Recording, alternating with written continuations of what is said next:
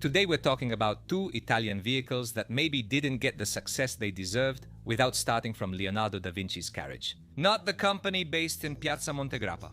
There are many examples in history of technologies and inventions that come about or are thought of at the wrong time and are discarded. Sometimes because they're too immature, sometimes because they come about at a time in history when their full potential isn't understood.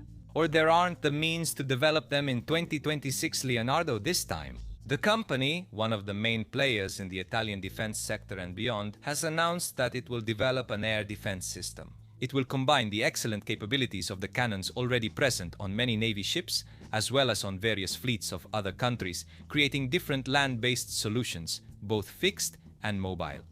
The X-Trix, this concept, as many analysts and enthusiasts have already pointed out, takes up two Italian vehicles that, as mentioned at the beginning of the video, perhaps arrived ahead of their time or simply were not fully understood.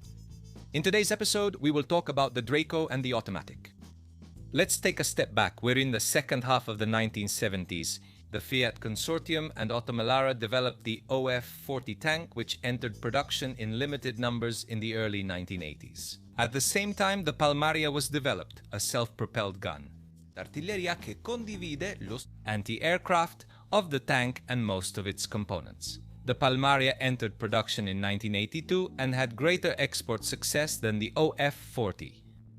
It even ended up in the ranks of the Libyan army, with an order of about 200 units. In 1983, Automelara decided to take that project and move it forward, developing a self-propelled anti-aircraft vehicle using the Palmaria's hull, financing it privately.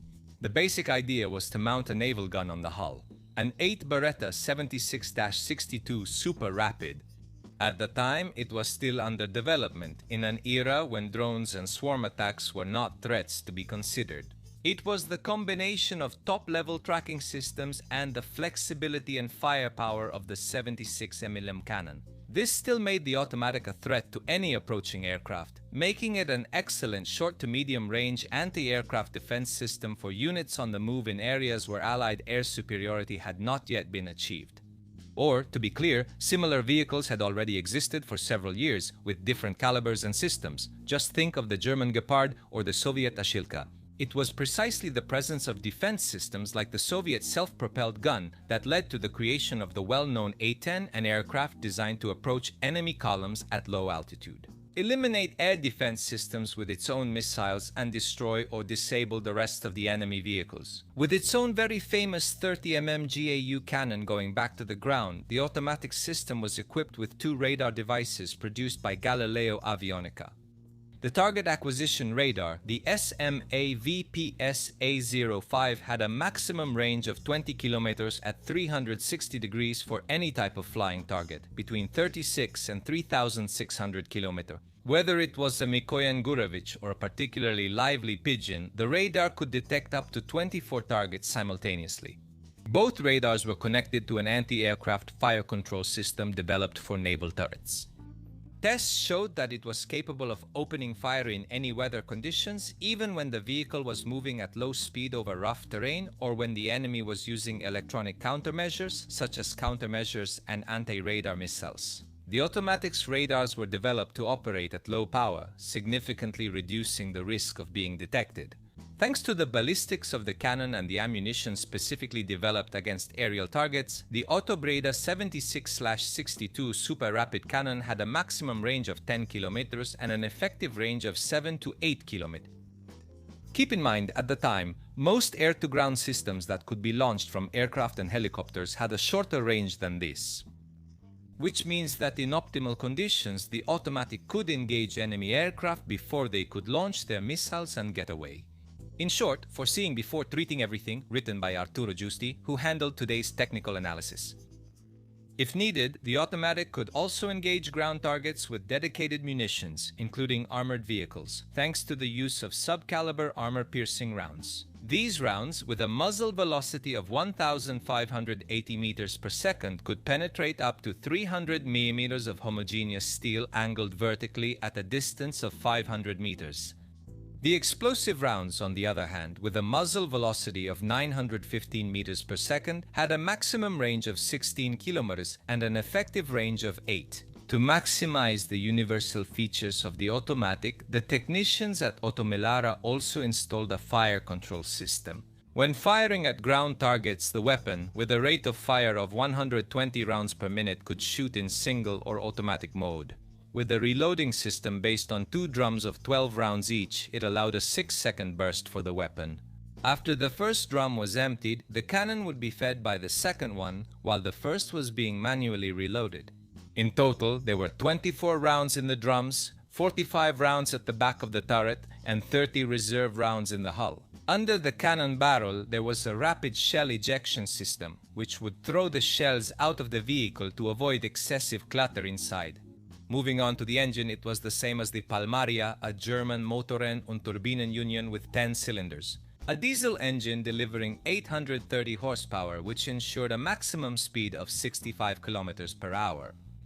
To the massive automatic vehicle weighing 46 tons and a range of 500 kilometers thanks to a reserve of 1,000 liters of fuel. As for protection, the turret was equipped with a nuclear, biological and chemical filtration system against nuclear, biological and chemical threats. It was equipped with 8 smoke grenade launchers, and the ballistic protection guaranteed resistance to 20mm armor-piercing rounds fired from 100 meters away. The turret of the automatic, in addition to being mounted on armored vehicles, could also be installed in a fixed position for the defense of command centers, ports, depots, or in fortifications for coastal defense. In short, everything we would need right now, looking at the various scenarios in the Middle East or during the war in Ukraine.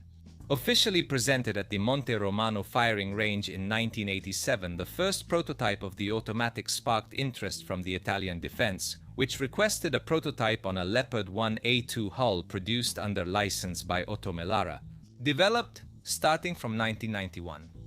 But with the collapse of the Soviet Union and the end of the Cold War, the funds for the army were reduced, and they looked for more economical solutions compared to the automatic, which at the time had an estimated cost of about 6 billion lire per vehicle. Although it was a good vehicle with interesting performance, the automatic was set aside in favor of the Sedan 25, a self-propelled anti-aircraft vehicle with mediocre features on an M106 chassis. And this, my friends, is where the story of this vehicle ends. A vehicle that could have made a difference in a war like the one being fought today, especially with the ammunition available today, like the Dart. Yet the story doesn't end here. As we said, the story continues thanks to the experience with the automatic. Automelara continued to improve its 76mm naval turrets and, in the 2000s, went on to develop a new land turret called Draco. Looking at the Draco, it is a more compact and lighter module than the automatic system. This turret, also equipped with a coaxial 7.62mm or 12.7mm machine gun, can be used for 4 different roles. Anti-aircraft, SIRAM, useful against rockets, mortar rounds and some missiles, but if necessary also effective against surface targets. The radio-guided dart munitions and the Dardo F fire control system, which incorporated the new NA-25X radar, also play a leading role. In fact, the cannon could also lock onto and eliminate missiles, air-to-ground threats, loitering munitions, and naval drones. Thanks to its light weight, the new Draco turret could be mounted on scaffetti, profili, armored cars, 8x8 trucks or armored vehicles, as well as used as a static turret to defend sensitive targets. Which is exactly the proposal that we will see in the coming years from Leonardo for the X-Trix system. In 2013, a Draco turret was installed on the hull of the B-1 Centauro 8x8 tank destroyer armored car. The automatic loader, like on the automatic, was based on the drum reloading system, but due to the limited internal space, only 1 drum was used, with 12 rounds, plus 24 spare rounds in the turret. New technologies and improved systems allowed the Draco turret to engage missiles and other threats, incoming within 8-kilometer aircraft and opponents within 15-kilometer naval and ground targets, up to 20 kilometers with standard ammunition and up to 40 kilometers with guided ammunition. Vulcano 76. A very interesting thing is the standard protection, which remained the same as that of the automatic, but it could be increased to withstand 30 mm projectiles. But above all, the only prototype of the self-propelled vehicle on the B-1 Centauro chassis also mounted a mock-up of the active protection system. Scudo, a development of an Italian automatic protection system, was never realized. But here too, unfortunately, the project never reached a final production line.